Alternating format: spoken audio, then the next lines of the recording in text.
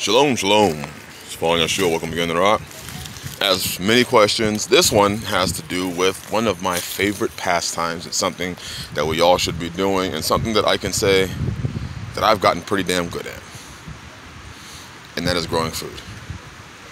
So right here is the expansion to our Jerusalem artichoke. Now, most of you have seen my other Jerusalem artichoke garden, in which we haven't even touched that one yet. Right here is where our sale Jerusalem artichoke garden was, where we're selling the artichokes, and you can see the long stalks right there. We have a ton of leaves right here. You can see them all. So for those of you that have bought in Jerusalem artichokes, this is where we've gotten them. And we probably sold over 300 to 400 Jerusalem, 400 to 500 Jerusalem artichokes, and they've all come from this area, just right here. But now we're expanding. We're expanding up there to about where that tree is right there, or that large one right there. And we're going over to that tree, and you can see right here, I've already tilled this area up. And for those who have asked, how do you plant them? This is how I'm planting them. I'm literally tilling, putting rows in, putting the artichokes in, and then I cover the area with leaves. That's all I do. I'm gonna come by after I'm done tilling this area, and I'm gonna put down some wood ash to give the soil some magnesium, phosphorus, potassium, and manganese, and that's all I'm gonna do. In fact, I don't even water my Jerusalem artichokes. I let the rain do it, for those that wanna know. I've had to take down a couple trees. This one, hey sons, this one right there, it was blocking the sunlight into this area. When it's full leaved out, when the leaves are on, it blocks the sunlight over here. So I had to take that one down, and I had to take this one down. So, you know, I was cutting that wood up, and the children are taking it to my pile. It's never too early to start getting wood ready for winter of 2022. Let's see if I can back up and give you a good view of the new area. So that's the area that was there last year. If you bought artichokes, that's where we got them from. And this is what I'm getting ready for this year. It's gonna be going all the way up there. Plenty of work to do here. There's my seed artichokes. Some of them you would say they look bad, but these will grow. So those are all my seed artichokes I'm going to be planting here. And people have asked, do you take out all the rocks? I mean, maybe some that are this size I may let me see if I can show you. That size I may take out, but for the rest, I leave them. In fact, I probably won't even be removing most of the rocks out of here. I'll just leave them in there, because we've actually experienced some rocks in their soil. First of all, when people remove all the rocks out of the soil, rocks release a lot of trace minerals in them. So removing every rock out of your soil is never a good thing. You know, I can understand the large ones, like those. But the smaller ones, I think people waste man hours trying to remove rocks. They'll spend hours. Now what the children did is, this is another one of my gardens. I grew tomatoes here last year. I won't be doing it this year in this area. I'll be growing in a different area. You can see the trellises that I already got up, and the leaves. I haven't put the leaves here yet, because we're going to be removing some of these weeds out. But you can see what the children did. See, I was building a little buffer so that my soil wouldn't run down the hill. And the children decided themselves that they were going to help Daddy out. So they grabbed all the rocks and continued my cinder block wall using rock all the way over. They did this by themselves. Needless to say, Daddy was very excited and proud that they did this. So I'm gonna come by and pack some clay in here, make the walls a little bit thicker and hold together, and it's gonna be a nice wall. In fact, they gave me the idea I'm gonna be doing that a lot more, using rocks. That's one thing that you have out here in the Ozarks, is plenty of rocks. Here's one of my fig trees right here. I think I have 13 to 15 fig trees right now, plus I have about 60 that I'm propagating right now. Elderberries, I have 5 there, and I have about 60 more propagating. And then I throw a lot of decayed wood. People ask, what do you use? Some of the things that you use. If I find wood that is decaying like this, sometimes I burn it. Sometimes I'll actually cut it up and bring it into the house, but sometimes I'll just come out here and throw it in my garden, bury it with leaves and soil. So this is how I'm starting my Jerusalem artichokes. We're gonna be clearing all this out. We have blackberries growing in there. We have a couple of figs in there also, but we have blackberries growing in there. I don't want them growing right here. I do use these blackberries because these thorns are hell on these things. So I can focus in. These thorns are hell.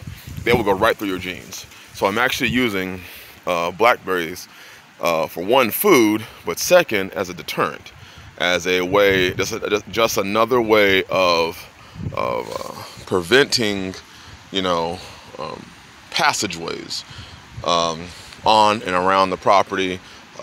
They're great to use on the edges of your, property, things like that. I mean, it's just like barbed wire. And if you can run some barbed wire through that, run some barbed wire, and then plant some blackberries amongst the barbed wire, it's amazing.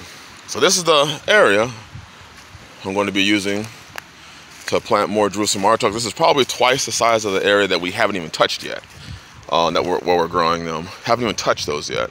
And we've been eating quite a few of them this winter. The children love them.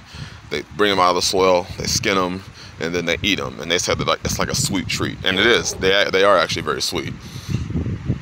They've gotten used to the taste, and they're dense in vitamins and minerals. So they're healthy for them, actually. Also, you get some fiber and vitamins. Can't get mad at that. But yeah, this is what I'm gonna do. And then I'm gonna come through probably early spring. I've already planted some in here, but I'm gonna come through early spring and put some of my chicken manure in here, put it in the soil. But yeah, I don't do any specific special process to get my soil to get ready for these things. They are pretty resilient. As long as you can get them started, they're pretty resilient. And I use the leaves, you see out there, I use those leaves as a ground cover to keep the moisture in the soil, especially during the hotter months. They do a great job. Now, they do grow those tall stalks, and if you grow your Jerusalem artichokes densely in an area, they'll grow so dense that a lot of the sunlight will not hit the soil, so it won't drought the soil very well. So I do plant mine pretty doggone close together to prevent sunlight from reaching the soil and drying the soil out. And then obviously the plant itself, the leaves, they absorb the rays and, do the process to cause artichokes to grow. But you do want your soil to be, you want it to be pretty nutrient dense, especially when you first plant them in the soil. But once you get them started and they start rooting, watch out now. So this area right here, I will not be planting anything else here. You see this area. I will not be planting anything else in this area. This is specifically for Jerusalem artichokes. I'm going to leave it here. I'm not going to plant greens here. This is specifically because they're going to spread and take over this area. And that's what I want them to do. Let me see, it's probably, 10, I'd say,